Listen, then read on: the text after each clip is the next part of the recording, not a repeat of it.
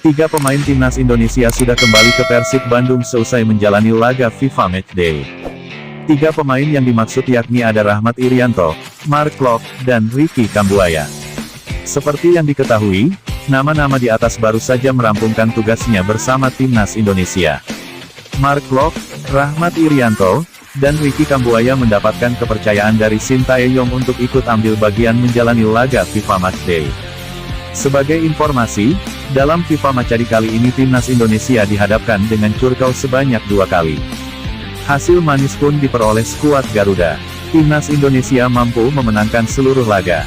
Pertemuan pertama berakhir dengan skor. Pada pertemuan selanjutnya, Sadil Ramdhani dan kawan-kawan meraih kemenangan dengan skor 2-1. Dari 2 pertandingan tersebut wakil Persib Bandung hampir selalu dimainkan. Rahmat Irianto dan Ricky Kambuaya turun di 2 laga. Sementara Mark Klok harus absen di laga kedua, 3-2 untuk timnas Indonesia. Sementara itu, Persib Bandung memastikan bahwa ketiga pemainnya kini sudah kembali ke klub.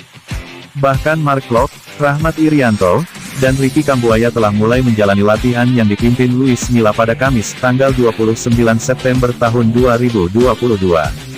Namun sayang, Ricky Kambuaya harus berlatih secara terpisah. Pemain berposisi sebagai gelandang itu dikabarkan mengalami sedikit masalah terkait kebugaran.